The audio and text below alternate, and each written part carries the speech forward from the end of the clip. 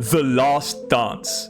The final season of arguably the most iconic team in basketball history.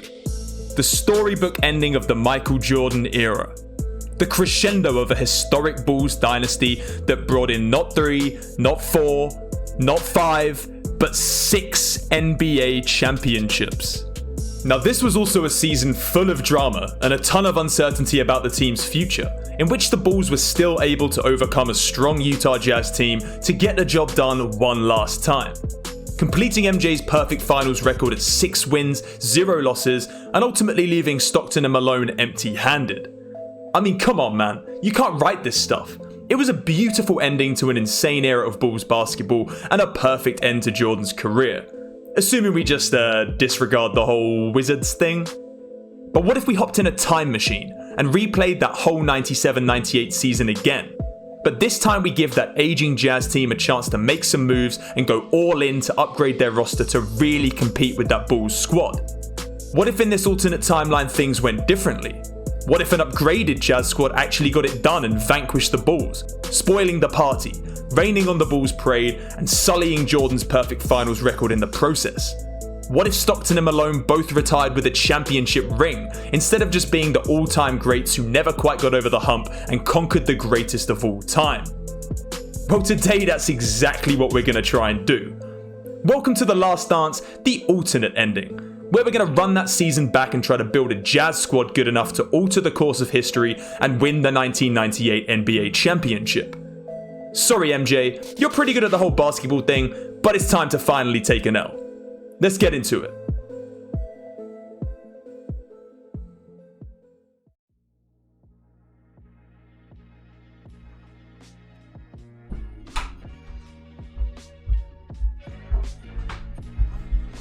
Right, first day on the job, I suppose I should address the people. Hello, I'm James Tribe, and as you can probably tell by my incredibly smart business attire, I am the new general manager for the 1997-1998 Utah Jazz. Now, unfortunately, my predecessor Scott Layden just had to be let go. This team has had championship aspirations for far too long now, and they have not met those expectations. So I'm here to do one thing: win a championship. And of course, the Utah Jazz organization could have hired someone with a wealth of NBA back office experience with many years in the game, who's there in Salt Lake City in person, getting their hands dirty, pulling the strings and making all the right moves. However, instead they made a very bold choice to hire a random 20-something-year-old British guy sat in his bedroom in South London, pulling all the strings virtually. What can I say? The Jazz are a bold and forward-thinking organization. This internet thing seems to be all the rage here in 1997. It's gaining some traction. So we're going to try and make this interweb thing work, and we're going to do this virtually. Alright, that's enough chit-chat. Let's get down to business and discuss my game plan coming into this role. Priority number 1. Recklessly endanger and jeopardize this team's long-term future by selfishly going all in for short-term success. Now, if that means trading very promising young players for veteran win-now pieces, so be it. If that means trading away all this team's future draft picks just so we have a better chance of beating Michael Scottie and the Bulls right now, so be it. Priority number 2. Retain Stockton and Malone. Yes, they've been getting old, but they've been close to a championship a few times now. I have faith in them and we are going to build around them. They ain't leaving. Priority number 3. Find some kind of 3-and-D wing who can at least kind of slow Michael Jordan down. That's going to be a tough one, but I'm sure we can do better than Brian Russell. No disrespect to Brian Russell, he's a solid part of this squad, but I kind of feel like if we get to the finals and actually face the Bulls, I've just got this horrible feeling that something really bad might happen to him, especially in the clutch. It's just a feeling, and I think we may need to upgrade. And finally, priority number 4. Now, yes, we're going to be aggressive and make some serious moves, but I'm going to limit myself to 5 key trades just so we can retain some sort of core, some sort of chemistry, and build around these guys with the right moves. That's it. Let's get to work. Okay, so here's the roster that we're working with. We got Karl Malone leading the charge. John Stockton, still one of the best point guards in the game, being an absolute beast. Like I said, these two aren't going anywhere. Hornacek, he's getting kind of old in last season in 96. He did have a bit of a down year for us at 37% from downtown when he's usually 40% plus. So maybe now that he's 35, we might trade him to get that 3-and-D wing. We'll see. Brian Russell, solid player. Wouldn't mind him coming off the bench, but like I said, if we can involve Hornacek and maybe some other pieces in a trade, we might look to upgrade that 3-and-D wing position. Then we got some other talented players. Adam Keefe, Howard Isley, Shannon Anderson. Then we got the two Gregs, my boy Greg Foster and then big Greg Ostertag. If I'm honest, I'm not really a big fan of either of the Gregs, so I might want to upgrade at center, get someone who can keep him off the boards and just kind of lock it down in the middle there. And other than that, yeah, we've got Antoine Carr, who is ancient. He'll probably get moved. And that's about it. Now let's take a look at the enemy. We got Michael Jordan. Yeah, we've all kind of heard of this guy. He's pretty good at that basketball stuff, so we probably want to stop him from being awesome. Scottie Pippen, still elite on both ends of the floor, can playmate, defend. Yeah, he's going to be tough to stop. Dennis Rodman, really old at this point, but he's going to defend Karl Malone pretty well. Hopefully Karl Malone's size can still kind of back him down and bully him in there. Tony Kukoc, I mean, that's better than anything we have coming off the bench right now, so we might need to upgrade our bench just to deal with that as a sixth man. Luke Longley, he's 7'2". He's huge and he's a pretty capable player. So like I said, I do need to upgrade the center to kind of compete with him. Then he got a really solid deep bench. Ron Harper, Steve Kerr for some shooting, and these fellas. They're pretty solid and we've got some work to do, so let's make some trades. Wait, hold up. I've just checked free agency and we've got Magic Johnson and Dominique Wilkins available here. Magic Johnson, he's 39 years old. It's 1997. We'll let him retire in peace. Dominique Wilkins, maybe he wants to stick around for one more season as bait in a trade. Let's see if we can sign him. Let's see what happens. Bring him on about a $5.25 million deal. And we got Neek. Right, now let's see if we can ruthlessly chuck this man in a trade. I feel kind of bad about it, but hey, an asset's an asset. Do you know what? I'll take Thurl Bailey too if nobody wants him. He's 36 years old. Again, he might be a solid trade piece. Right now, I'm just gathering some assets. I feel terrible about this. They're probably going to be involved in trades, but I'll take Thurl Bailey on the squad as well. Let's do that. Let's do that. All right, first trade, we got to go big. We're going for Kerry Kittles, a lights out shooter, can really defend the ball. He's not going to stop Jordan, but he's going to defend him pretty well. I'm giving up Hornacek, who's getting old. 2 first-round picks, 2 second-round picks, and Dominique Wilkins, and I'm getting a scrub back. I don't know if they're going to accept this. I mean, this is what I meant by going all in, but you know, if this can go through, I'm all for it. So let's see what happens. Yes. Okay, that's perfect. That's perfect. He's going to be a great addition to the team. Okay, so here's Kittles in the lineup. He's going to be a nice backcourt mate for Stockton. He'll match up with Jordan. Now we've got Keith starting at the small forward and Foster at the center. So I think one of these two positions is going to have to be the next one I address. Let's see if we can go for another 3-and-D kind of player and maybe upgrade Keith. Okay, so next up I'm going for Nick Anderson, who I think is going to be a really solid player. He's a 3-and-D wing again, so he's an A3 point shooter. He can defend the ball as well. He's got size. I would like him as a small forward. He'd be an upgrade on Brian Russell. I've thrown in a really solid backup point guard in Howard Isley. Plenty of draft capital here, so yeah, let's see if this goes through. I mean, I have a horrible feeling he might miss free throws in the clutch. I don't know what gives me that feeling. I just have it, but we'll see if this works anyway. Yes. Okay, that's perfect. Now we've got our small forward sorted. Okay, so starting five's looking really solid. We've got Stockton, Kittles, Anderson, and Malone. Foster, I just still feels like a bit of a weak link. Luke Longley's a giant, and I just kind of want a bit more going against him. So yeah, trade number 3 coming up. I think we want to upgrade our center this time. Okay, so let's just throw some guys on the trade. Let's throw up Greg Foster. Let's throw up Thurl Bailey, and we'll throw in one of our remaining first-round picks. Again, we are mortgaging our whole future right here. We'll see what we can find. We'll see what we can find center-wise. De Klerk, not too bad. I think I can do better. Lamont Murray, not a center. Ooh, Vlade Divac would be ideal. And we get a 6th man in Del Curry. That's huge. All right, let's see what else is available. That's going to be tough to beat, honestly. Horace Grant picks kind of a power forward. Tony Batty, nothing's beating that. Nothing is beating that. That is a perfect trade. Divac, Curry. I hear Curry actually recently had a couple kids, and apparently this kid Steph he's quite good at basketball. He seems quite promising. But yeah, he'll be a great 6th man. He's a gunner. Yeah, A+ shooter. Vlade Divac, a really solid center. Let's pull the trigger on that. That is a perfect trade. Okay, so we're 3 trades deep, and now our starting 5, in my opinion, is set. That is perfect. I'm loving that squad. We've got Curry as a 6th man, and it's just this part of the bench that looks a little bit unbalanced. We need a backup big that's better than Greg Ostertag, in my opinion. We need a backup point guard. So I think that's probably what we'll focus on. I'm quite happy with Keith maybe being a backup wing. Yeah, let's try and upgrade the bench. We've got 2 trades left to go, and I intend on making all 5. I committed to this Jazz franchise. I was going to make 5 trades. So yeah, let's have a look. Let's try and upgrade this bench. Oh, wow. This is the 90s, isn't it? This Adam Keefe guy plays small forward, and he cannot shoot at all. In fact, he just looks like an awful basketball player. Oh, he's like a really good rebounder. Yeah, I might trade Adam Keefe. Actually, we're going to trade Adam Keefe. Let's get that done. Oh, wow. Yeah, that's a no-brainer. Antonio McDyess, Mark Bryant, who we can probably package in our final trade. He's going to be a perfect backup big. He can play the 4. He can play the 5. 26 years old. Definitely better than these guys. We do have to give up our final first. Yeah, nothing else is going to beat that. That is a perfect trade. That is beautiful. Okay, we'll bring him in. We'll bring him in. Ideal. All right, starting 5 still the same awesome starting 5 we know and love. McDyess and Curry off the bench. That is huge. We're just lacking a point guard and kind of maybe like a backup forward. So we've got 1 trade left to get 2 of those players. So we're going to need some sort of like 2-for-2 trade where we get a forward and a point guard. That can be pretty tough, but yeah, we'll see what we can find. We'll see what we can find. Okay, final trade is probably quite bold, but we're going Greg Ostertag, Mark Bryant, and a 2nd. And I'm going to try and get Derek Fisher and Robert Horry back. We've got a nice young Derek Fisher there. Big shot Bob. I feel like he's going to be clutch for us in the playoffs. Let's see if this can go through. I'm kind of dubious, but let's see what happens. No. no. Okay. What if we throw in Austin Carr as well? Is that going to get anything done? Probably not. Let's see if this works. Wow. Okay, Austin Carr was enough to push it over the edge. That is amazing. I am hyped. This squad is complete. This squad is complete. We're ready to go. Okay, to all my Utah Jazz fans out there, you are welcome. I'm feeling this team. We've gone all in. And here's the final rotation going into the 97 season. Okay, we got Stockton, Kittles, and Anderson. So we wanted one 3-and-D wing who could play some minutes on Jordan. We got 2 of them. Plus Karl Malone and Divac holding it down as the bigs. McDyess is an awesome backup big who's going to play some backup to Malone and Divac. Then we got Del Curry for some serious shooting off the bench. Big shot Bob to hit some clutch shots and make some plays as a backup small forward and power forward. And then finally, we've got a young Derek Fisher just backing up Stockton for a few spot minutes. We're also going to be running a balanced system. This team actually suited a triangle pretty well as well, which I was tempted by, but no, we'll stick to balance. We'll stick to balance. In terms of scoring options, we're going to have Karl Malone as the number 1 option. Stockton's number 2. In this world, I want him to score a bit more as well. And then I could go Kittles or Anderson here, but we'll keep that one open. So yeah, I'd call that a success. I think this team should be at least a 60-win team. We should hopefully be top of the West and be in a position to compete with the Bulls. Let's see what happens. I'm predicting 60 plus. Let's go. Jazz fans, stand up.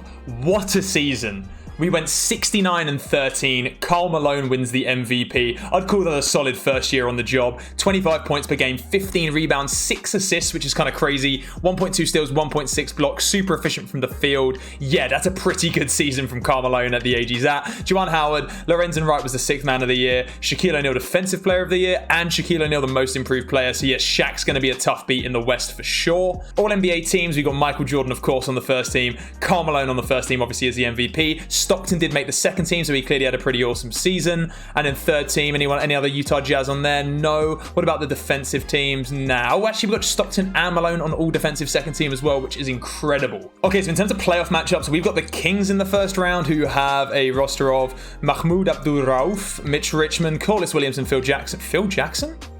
That's got to be a different Phil Jackson, surely. Weird. And Otis Thorpe. Okay, that's not too great a team. That should be fine. And wow, Miami were top in the East. The Bulls did not even get the first seed. We may not even meet them in the finals at this rate. Interesting. All right, let's look at the player stats for the season, see who did some work for us, see if my trades paid off. We had 25, as we know, for Karl Malone, an incredible stat line. 20-12 for Stockton, or 19-12. That is unbelievable. 2.2 steals per game. Pretty efficient shooting. 42 from downtown. I will take it. Nick Anderson and Kerry Kittles, both incredible additions. Playing defense and averaging over 16 points a game apiece. McDyess doing his job off the bench. That's pretty solid numbers. I love the 1.6 blocks per game. Del Curry getting some shots up, shooting 51% from the field and 51% from downtown. Man, I really hope his son is as good at basketball as Del is. That would be wild to see.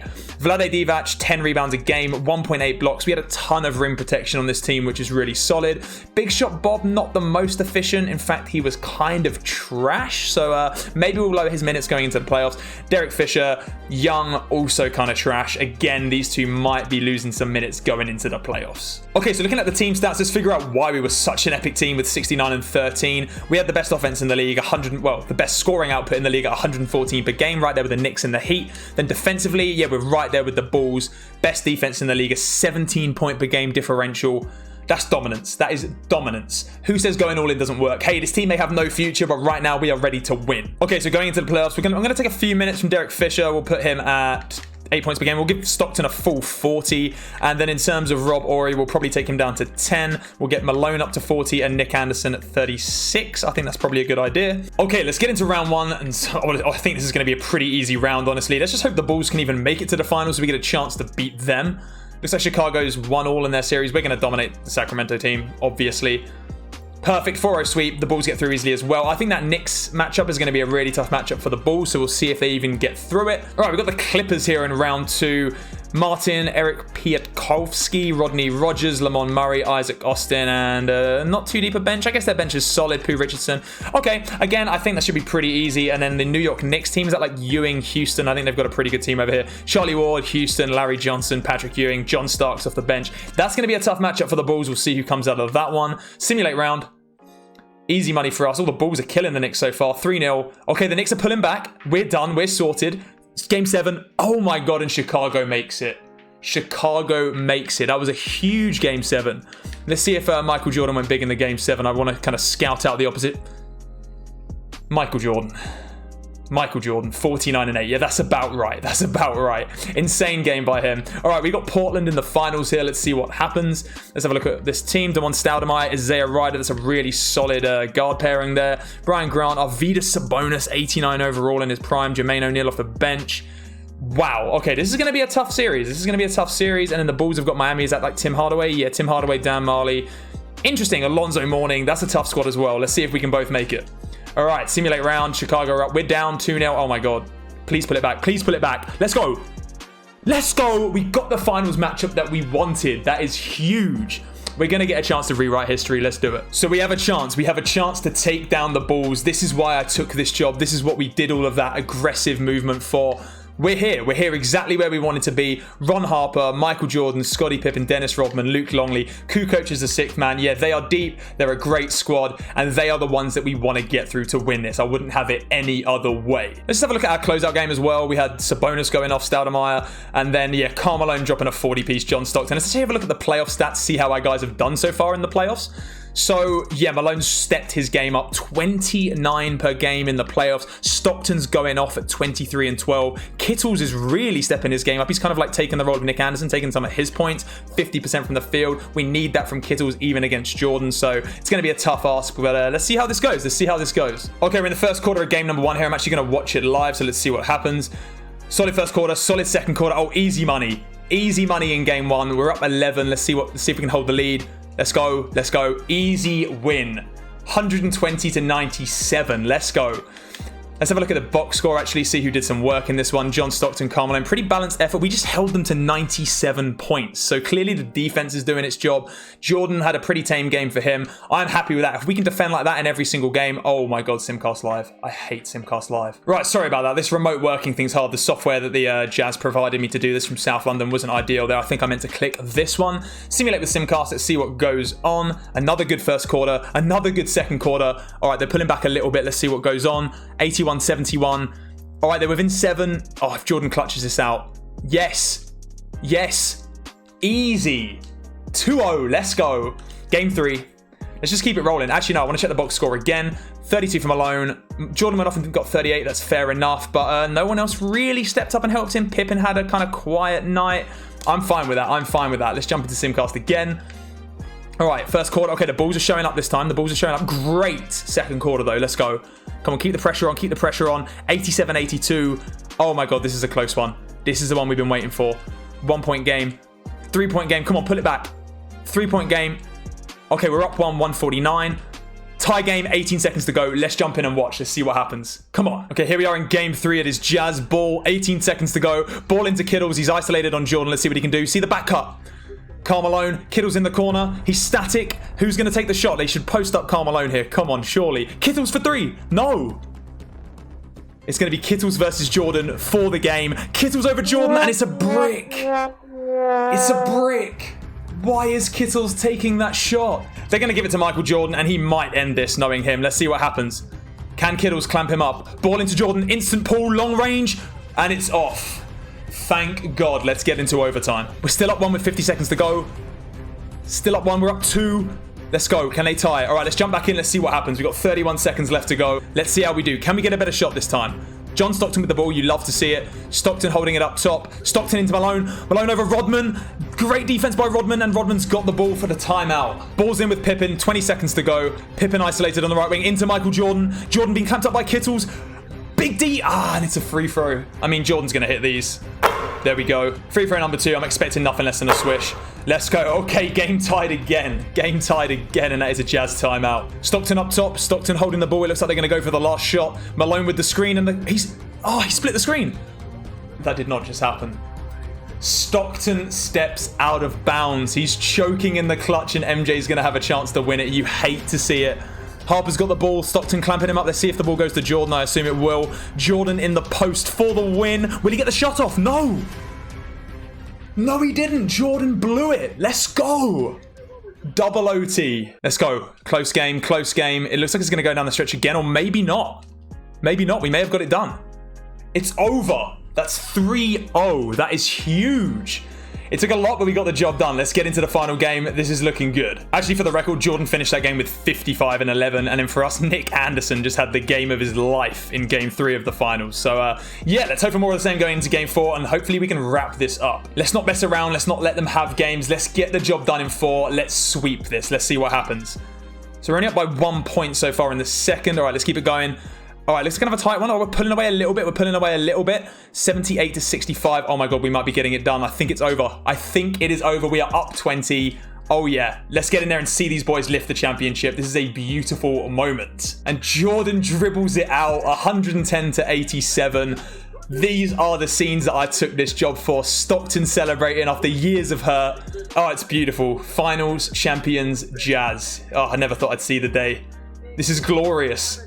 McDyess is crying. He only just got to the team and he's that emotional. I love it. Rodman looks dejected. A lot of class and sportsmanship there from Scotty. I respect that. I want to see a sad Jordan. Come on, give me the new crying Jordan meme. Jazz holding up the finals.